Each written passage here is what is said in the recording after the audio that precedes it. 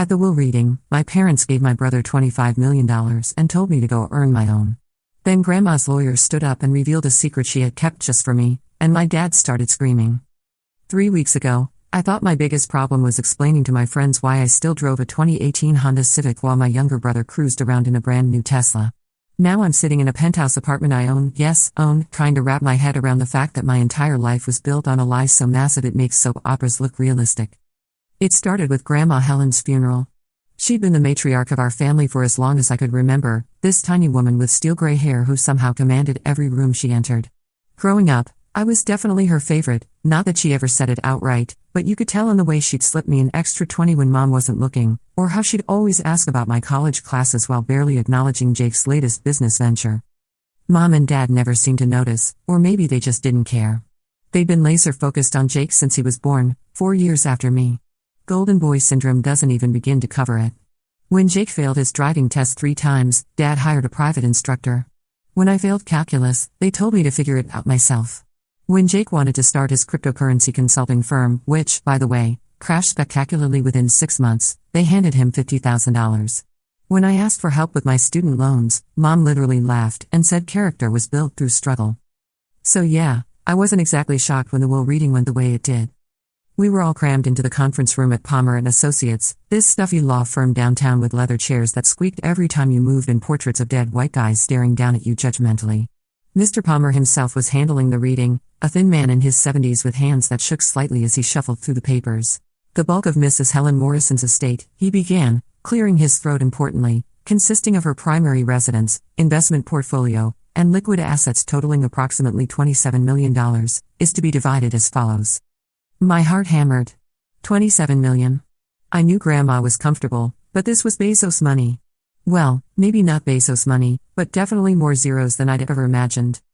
To her grandson Jacob Morrison, the sum of $25 million, along with all properties and remaining assets.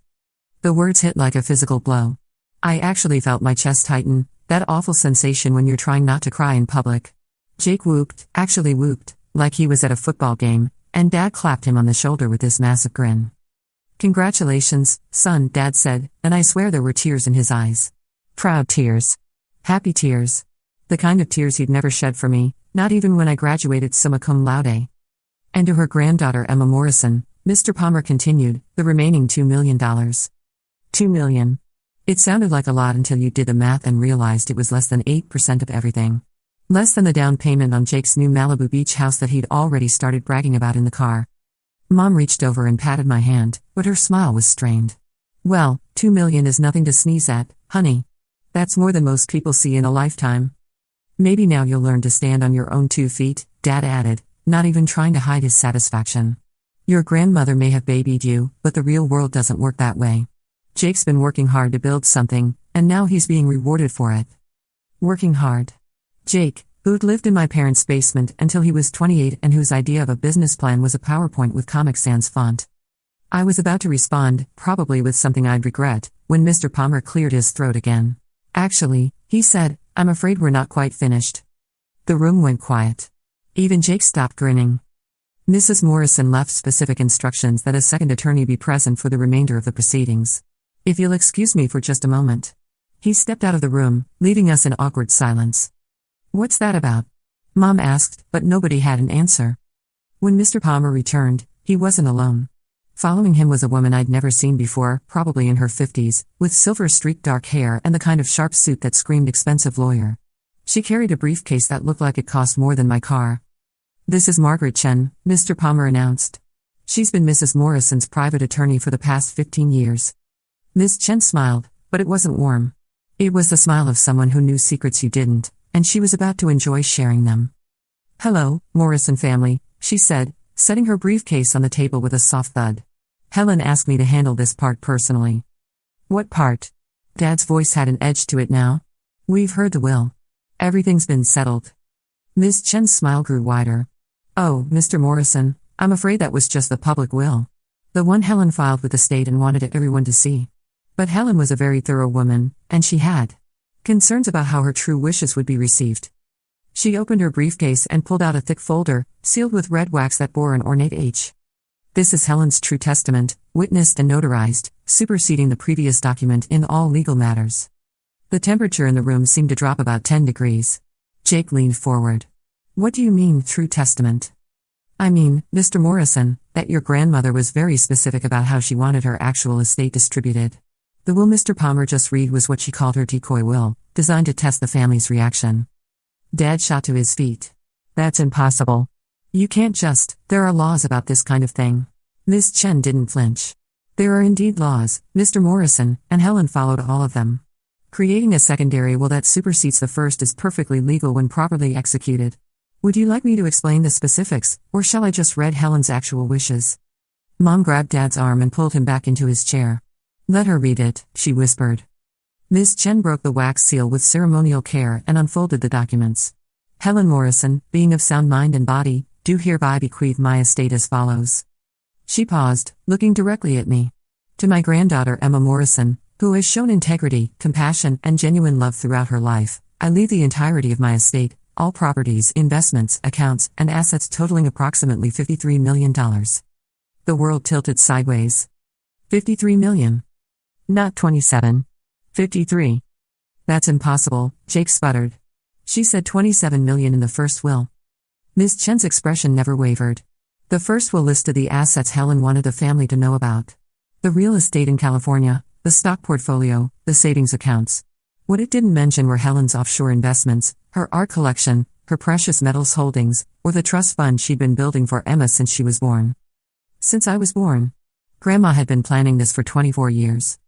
The 25 million allocated to Jacob Morrison in the decoy will, Ms. Chen continued, was actually Helen's debt portfolio, credit lines she'd opened in various banks, all of which Jacob would have been legally responsible for upon accepting the inheritance.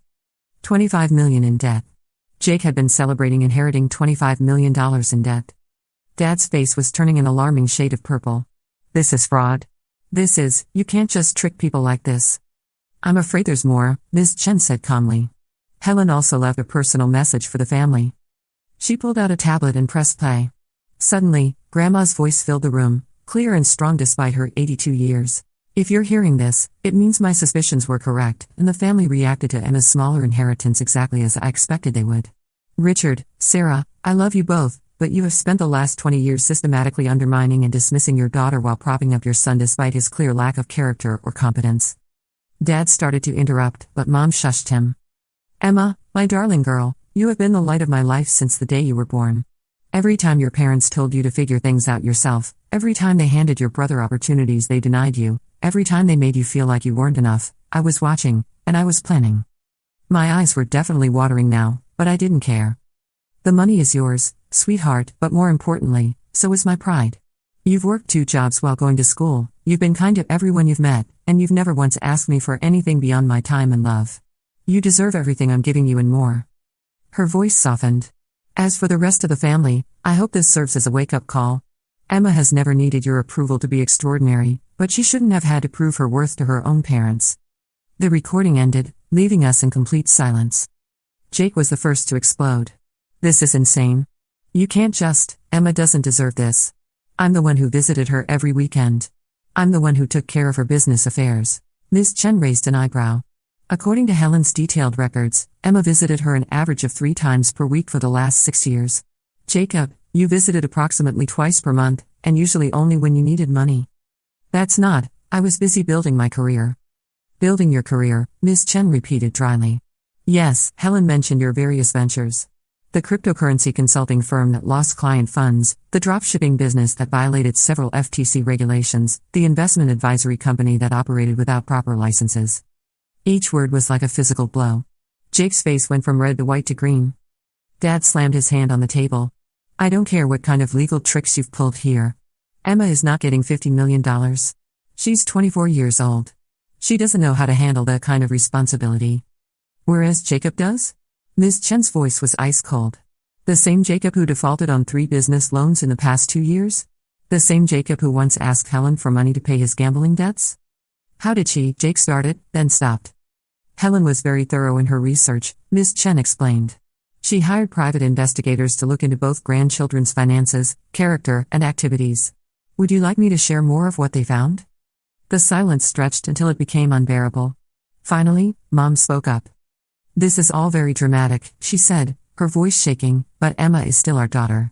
She's young and impressionable, and we're concerned about the influence this kind of money might have on her." Ms. Chen turned to me for the first time since she'd started reading. "Emma, you're legally an adult and the sole beneficiary of this inheritance. However, your grandmother anticipated that your family might try to contest the will or pressure you into sharing the assets. She's arranged for you to have full legal protection and representation if needed." She handed me a business card. "This firm specializes in inheritance law and family disputes. They're already on retainer and fully briefed on your situation." Dad was on his feet again. "Now wait just a minute. We're her family. We would never, Dad." My voice came out stronger than I expected. "Stop." Everyone turned to look at me. I stood up slowly, my legs shaking but my voice steady. Grandma was right about everything. Every single thing. I looked around the room at my family, my parents, who'd spent my entire life making me feel inadequate, my brother, who'd coasted on privilege while I struggled. "Jake, you visited Grandma twice a month, and it was always to ask for money." I know because I was there every time, helping her with her medications and grocery shopping and doctor's appointments. Jake opened his mouth, but I held up a hand. "Mom, Dad, you taught Jake that the world owed him success and taught me that I had to earn love. Well, guess what? I did earn it. I earned Grandma's love by actually loving her back, not by seeing her as a bank account." The room was dead silent. "Ms. Chen," I said, turning to the lawyer, "what do I need to sign?" The next hour was a blur of paperwork, signatures, and increasingly frantic protests from my family. Dad threatened to sue. Mom cried and talked about family loyalty. Jake alternated between rage and attempts to negotiate some kind of split. Through it all, Ms. Chen remained professional and unflappable, explaining each document and making sure I understood exactly what I was inheriting. The money was just the beginning. There were properties in 3 states, an art collection worth millions, and investments in companies I'd never heard of but that apparently generated substantial passive income. "One final item," Ms. Chen said as we neared the end. She handed me an envelope with my name written in Grandma's careful cursive. "Helen asked me to give this to you after everything else was settled." I opened it with trembling fingers. Inside was a key and a short note. "Emma, my beautiful girl. The key is to my safety deposit box at First National. Inside, you'll find something that belonged to your great-grandmother, my mother. She gave it to me when I was your age and told me to save it for someone worthy of its history. You are worthy of everything good this world has to offer. All my love always, Grandma Helen. P.S. Don't let them guilt you into sharing." I spent my whole life watching strong women be talked out of their power by family members who never supported them in the first place. I folded the note carefully and slipped it into my purse along with the key. "I think we're done here," I said to Ms. Chen. "Wait." Mom jumped up. "Emma, please, let's talk about this. You don't understand, money like this changes people. It changes relationships. We're family, we should discuss." "You're right," I interrupted. "Money does change relationships. Like how having money made you treat Jake better than me his entire life. Like how not having money made me worthless in your eyes until 30 minutes ago." Dad's face was purple again. "That's not fair. We love you both equally." "Do you?" I asked quietly. "Because I've been waiting 24 years to hear you say that, and it only happened after you found out I'm worth $50 million. I turned to Ms. Chen. "Can they contest this?" "They can try," she replied, but Helen was extremely thorough. "The will is ironclad, all procedures were followed, and we have extensive documentation of her mental state and reasoning. Any contest would be expensive and futile." "But Emma," Jake said, his voice cracking slightly, "we're siblings. We grew up together. This money, it should be shared. It's what Grandma would have wanted." I stared at him for a long moment. "Jake, you just spent 10 minutes arguing that I didn't deserve any of it." I was upset. "I didn't mean..." "Yes, you did." I picked up my purse and headed for the door. "You all meant exactly what you said." As I reached the exit, Dad called after me. "Emma, don't you walk away from your family." I turned back one last time. I'm not walking away from my family. I'm walking away from people who never treated me like family until it became profitable. The drive to First National Bank felt surreal. I kept expecting to wake up from some bizarre stress dream, but the key in my pocket was real, the lawyer's business card was real, and the way my hands shook as I parallel parked was definitely real. The safety deposit box was small, tucked away in the climate-controlled vault deep inside the building. The bank manager who escorted me down was overly friendly in that way service people get when they know you're worth more than their annual salary. Inside the box was a single item, a jewelry case covered in faded velvet. I opened it carefully, half expecting some priceless diamond necklace or emerald brooch. Instead, I found something much more valuable, a simple gold locket, tarnished with age, with a tiny photograph inside of a woman who looked exactly like me. There was another note tucked behind the photo. Emma, this was your great-great-grandmother's locket. She wore it when she left Ireland with nothing but the clothes on her back and the courage to build a new life. She gave it to her daughter, who gave it to me, with the understanding that it would only pass to someone who truly understood its meaning. Strength isn't about money or status. It's about knowing your worth even when everyone around you tries to convince you otherwise. You've always been strong, sweetheart. Now you have the resources to match. Love, Grandma. I fastened the locket around my neck right there in the vault. It felt warm against my skin, like it had been waiting for me. My phone had been buzzing nonstop since I left the law office, texts from Mom, calls from Dad, increasingly desperate messages from Jake. I scrolled through them as I walked back to my car. Emma, please call me. We need to talk about this. Mom, your mother is beside herself. Come home so we can discuss this as a family. Dad, I found some investment opportunities that could benefit both of us, Jake, and then, the one that made my blood boil, fine, keep the money. But don't come crying to us when you realize you're in over your head. Some people aren't meant for this kind of responsibility. Dad, I deleted all of them and blocked their numbers. The next few weeks were a whirlwind of meetings with financial advisors, real estate agents, and investment managers. Ms. Chen had been right, Grandma had been incredibly thorough.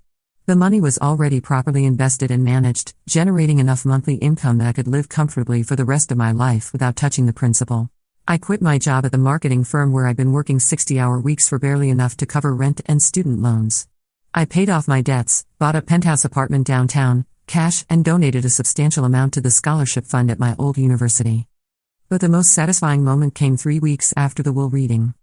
I was having lunch at an upscale restaurant downtown when I spotted Jake across the dining room. He was with a woman I didn't recognize, gesturing wildly and looking increasingly agitated. I couldn't hear what he was saying, but his body language screamed desperation. As I was paying my check, Jake appeared at my table. Emma. There you are. I've been trying to call you. I know, I said calmly. I blocked your number. His face flushed. Look, I know things got heated at the lawyer's office, but we're family. I've been thinking, maybe we could work together on some investments. I have some great ideas for, Jake. I stood up, meeting his eyes.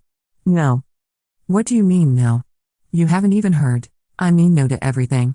No to working together, no to investment opportunities, no to pretending we're close siblings when you've spent our entire lives treating me like I was invisible. I picked up my purse. I mean no to letting you or Mom or Dad guilt me into sharing something I earned through 24 years of being the granddaughter who actually cared. He grabbed my arm as I started to walk away. You can't just cut us off. We're your family. I looked down at his hand on my arm, then back up at his face. Take your hand off me. He let go immediately, probably remembering that I now had enough money to make his life very, very difficult if I wanted to. Jake, you want to know what the real tragedy is here? If any of you had ever treated me like family, if you'd ever supported me, celebrated my achievements, or just made me feel valued, I probably would have shared the money willingly. Grandma knew that. She also knew that the only reason you'd be nice to me now is because of what I'm worth. I started walking toward the exit, then turned back one more time. Oh, and Jake?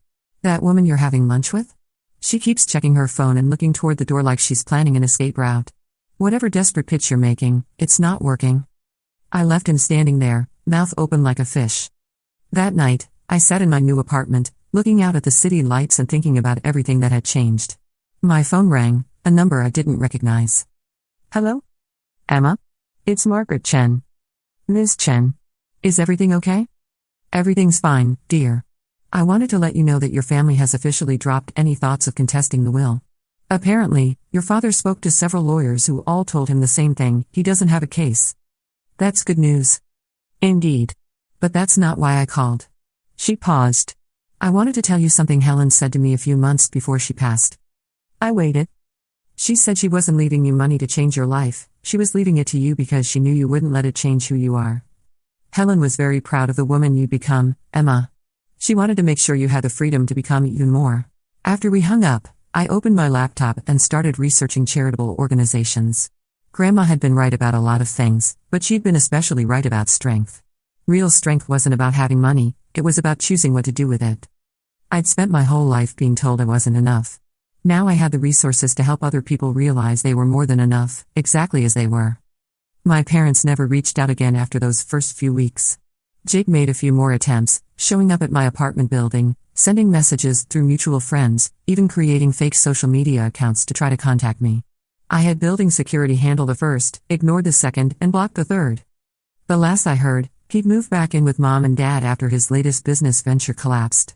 Apparently, being rejected for the inheritance had damaged his credit rating, since the banks had been counting on that $25 million to cover his existing debts. I should probably feel guilty about that, but I don't. 6 months later, I was at a charity gala for the scholarship fund I'd established when I ran into Mrs. Peterson, my old high school counselor. Emma Morrison. I heard about your grandmother.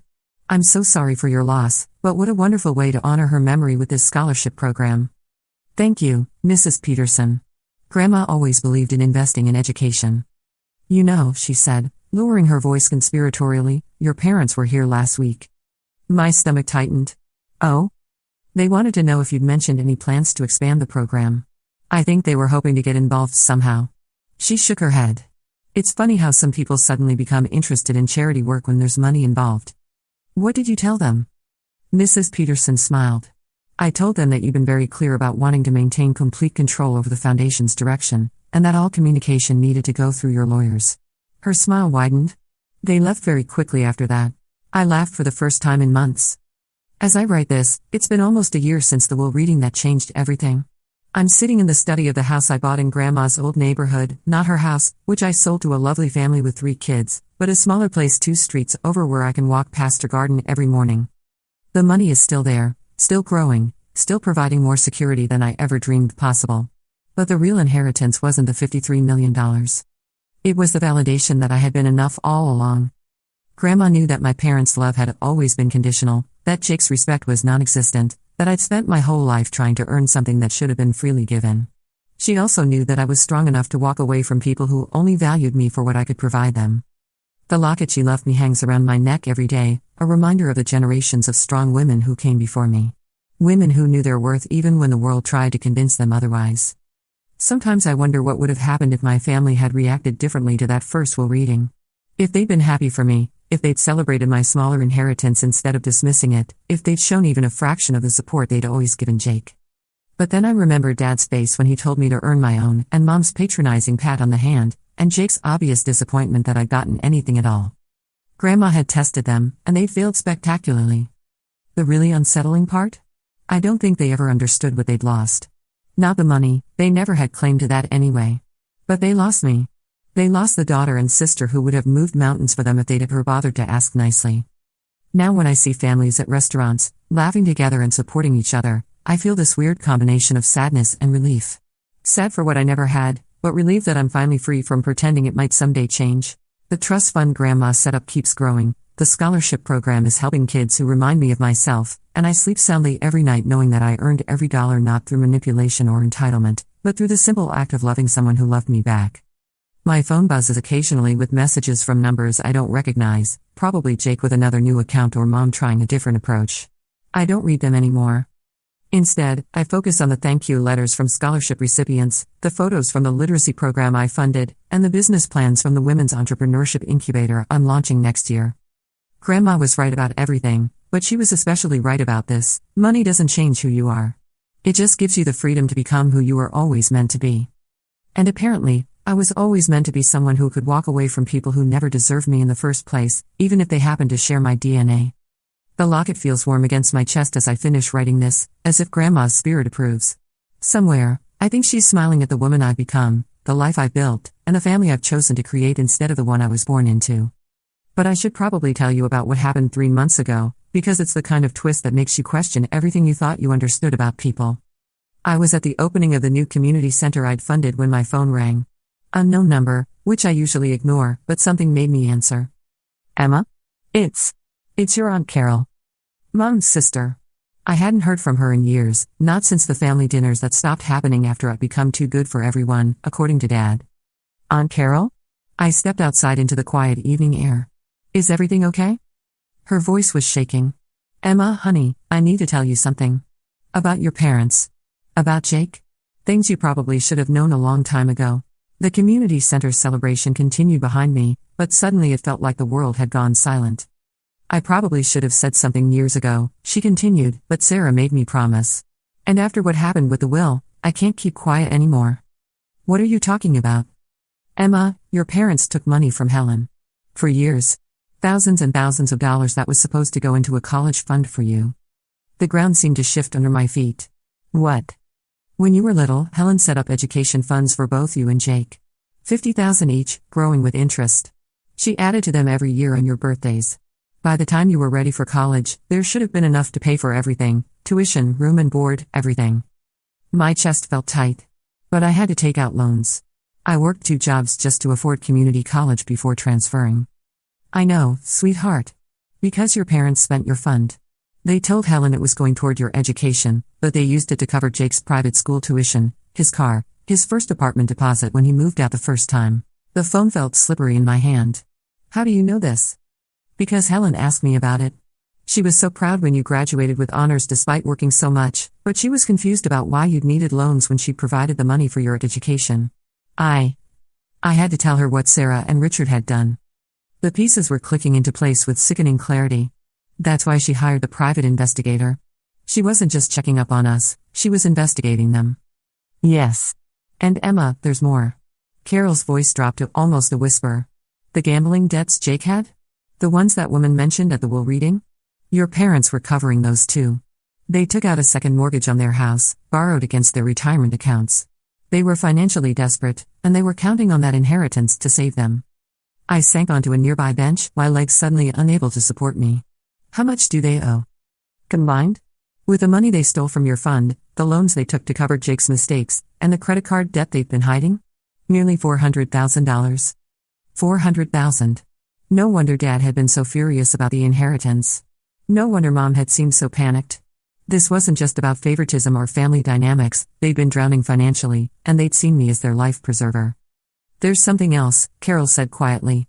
Last week, Jake came to see me. He wanted me to call you, to set up some kind of meeting. He said he had a business proposition that could benefit the whole family. Let me guess, he needs investors. Emma, he's desperate. They all are. Sarah called me crying yesterday, saying they might lose the house. Richard's been calling everyone in the family, trying to borrow money. They've burned through every bridge, every credit line, every favor. I closed my eyes, trying to process it all. The years of being told to figure things out myself suddenly made hideous sense. They hadn't been teaching me independence, they'd been stealing my future to fund Jake's failures and then convincing themselves I was better off struggling. Why are you telling me this now? I asked. Carol was quiet for a long moment. Because Jake's been saying things. Ugly things. About how he's going to find a way to make you pay for ruining the family. About how it's not fair that you got everything when you've never contributed anything. Her voice hardened. And because I'm tired of watching good people get hurt by selfish ones. After we hung up, I sat in the darkness for a long time, watching people stream out of the community center. Families, couples, kids running around, all of them probably dealing with their own complicated dynamics, but hopefully not this level of betrayal. I thought about calling Ms. Chen, but it was past 9 on a Friday night. Instead, I drove home and poured myself a glass of wine, expensive wine, from the collection Grandma had left me along with everything else, and tried to figure out how I felt about what I'd learned. Angry, obviously. Hurt, definitely. But underneath those expected emotions was something else, relief. For years, I'd wondered what I'd done wrong to deserve such different treatment from my parents. I'd analyzed every interaction, questioned every memory, convinced myself that maybe I really was the problem. Maybe I was too sensitive, too demanding, too something. But it wasn't about me at all. It was about money and desperation and the sickening lengths people will go to when they're drowning. They'd convinced themselves that stealing from me was justified because I was stronger and more independent. They'd rewritten history to make Jake the victim and me the one who didn't need help. The wine tasted bitter, but I finished it anyway. The next morning brought a surprise visitor. I was having coffee on my balcony when the doorman called to announce that a Jake Morrison was in the lobby, asking to see me. Tell him I'm not available, I said automatically. Ma'am, he says it's a family emergency. Of course he did. I almost hung up, but something, maybe curiosity, maybe just the need to face this head on, made me reconsider. Send him up. Jake looked different when I opened the door.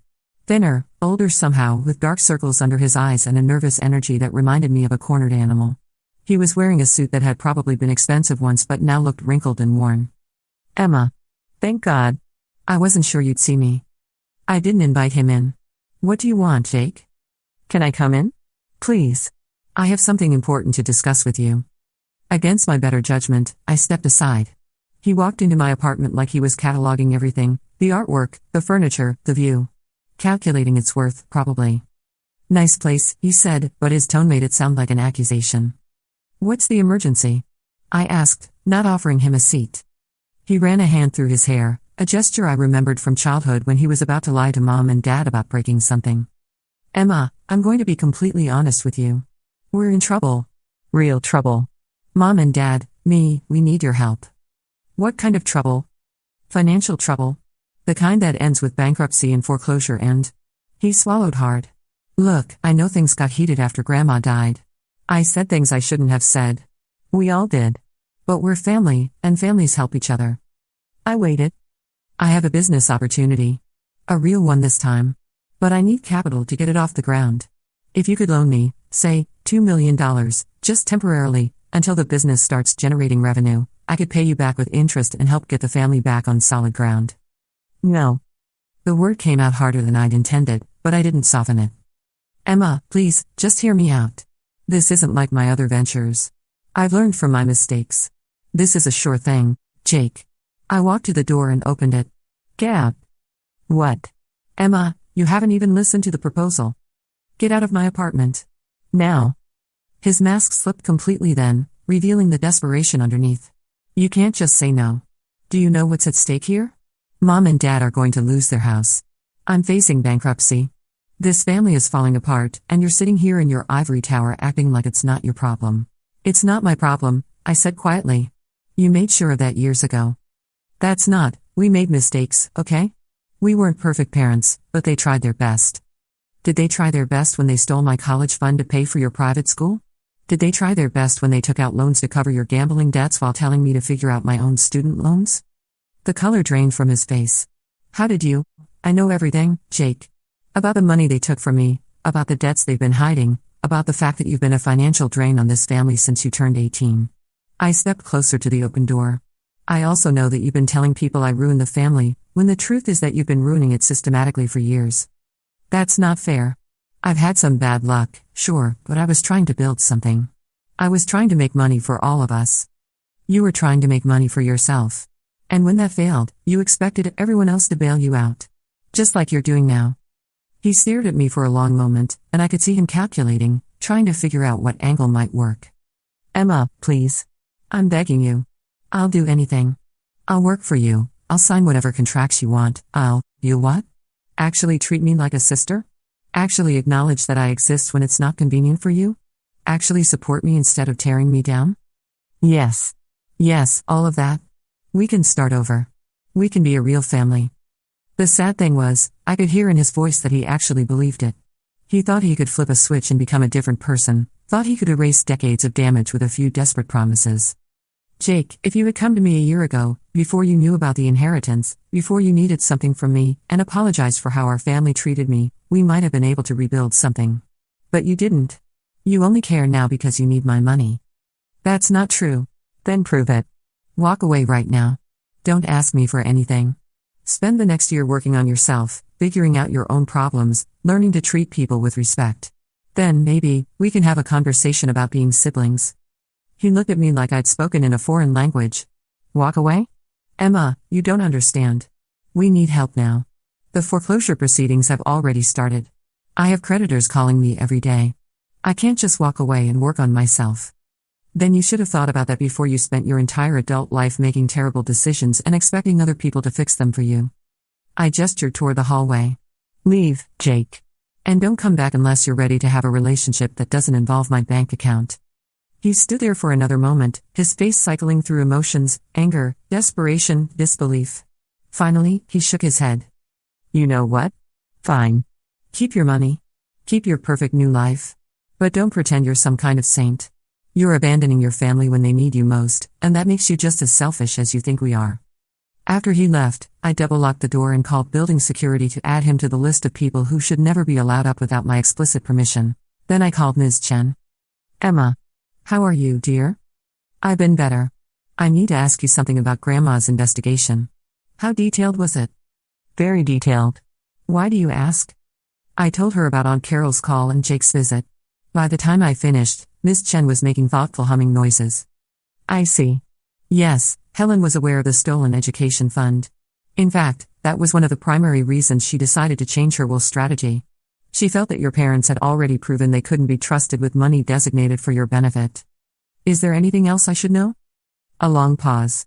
Emma, there are some additional documents that Helen asked me to share with you if your family ever became problematic after the inheritance. Would you like me to bring them over? An hour later, Miss Chen was sitting in my living room with another sealed envelope. Helen anticipated that your family's financial desperation might lead to harassment or guilt manipulation, she explained. She wanted you to have all the facts if that happened. Inside the envelope were photocopies of bank statements, loan documents, and what looked like email exchanges between my parents and Grandma. The emails were particularly damning, years of my parents asking for money while assuring Grandma that everything was going toward my education and well-being. Emma is doing so well in her advanced classes. The additional tutoring we arranged is really paying off. Mom, in an email sent the same month they'd withdrawn $5,000 from my education fund to cover Jake's car payments. We're so proud of how responsible Emma has become about money. She's really learning the value of hard work. Dad, 2 weeks after using my college fund to pay Jake's gambling debts. There were dozens of these emails, painting a picture of systematic deception that went back years. My parents hadn't just stolen from me, they'd lied to Grandma about it while watching me struggle and praising themselves for teaching me independence. There's one more thing, Ms. Chen said quietly. She handed me a final document, a letter in Grandma's handwriting, dated just 2 months before she passed away. My dearest Emma, if you're reading this, it means that your family's behavior after my death was exactly as I predicted, and Margaret has determined that you need to know the full truth about what your parents have done. I want you to know that learning about the stolen education fund was the moment I decided to cut them out of my will entirely. Not because of the money itself, but because of what it revealed about their character. They stole your future to fund Jake's failures, then convinced themselves, and tried to convince me, that they were doing you a favor by making you independent. The cruelest part is that they genuinely believe their own lies. They've rewritten history so completely that they actually think Jake deserves success more than you do, despite all evidence to the contrary. You may be tempted to help them now that you have the resources to do so. Please don't. Not because they don't deserve compassion, but because helping them would enable the very behavior that hurt you for so many years. Sometimes the most loving thing you can do is let people face the consequences of their choices. You are not responsible for fixing the problems that other people created, even if those people are family. You are not selfish for protecting yourself from people who have never protected you. You are not cruel for refusing to set yourself on fire to keep others warm. Be free, my darling girl. Be gloriously, unapologetically free. All my love, Grandma Helen. I folded the letter carefully and tucked it into the locket around my neck, right next to the photo of my great-great-grandmother. 3 months later, I heard through Aunt Carol that my parents had indeed lost the house. They were living in a small rental across town, and Dad had taken a job at a hardware store to try to make ends meet. Jake had moved back in with them, supposedly looking for work but mostly, according to Carol, playing video games and complaining about how unfair life had become. I felt a pang of something, not quite guilt, but maybe sadness for the people they could have been if they'd made different choices. But I didn't call them. I didn't send money. I didn't try to fix problems that had been 30 years in the making. Instead, I focused on the family I was building for myself. The scholarship recipients who sent me updates on their progress. The women entrepreneurs whose businesses I'd helped launch. The community center volunteers who'd become genuine friends. The chosen family of people who valued me for who I was, not what I could provide. Aunt Carol visits sometimes, and we talk about Grandma and family history and the complex dynamics of love and money. She apologizes regularly for not speaking up sooner, and I tell her regularly that she did what she could within an impossible situation. Do you ever wonder what would have happened if you'd just given Jake the loan? She asked during her last visit. I considered it seriously. He would have lost it within 6 months, come back asking for more, and nothing would have fundamentally changed. Except I would have enabled another round of the same behavior that's been destroying this family for years. And your parents? They would have learned that stealing from me had no consequences, and they probably would have found ways to do it again. I fingered the locket around my neck. Grandma was right. Sometimes the most loving thing you can do is let people face the results of their choices. Carol nodded thoughtfully. Helen always was the wisest woman in the family. I think she'd be proud of the woman you've become. I hope so, I said. And for the first time in my life, I actually believed it might be true. After all, sometimes the most loving thing you can do is give someone the chance to show you exactly who they really are. And sometimes, the most loving thing you can do for yourself is believe them the first time. But the most important thing I learned? Sometimes the most loving thing you can do is walk away from people who mistake your kindness for weakness, and never look back.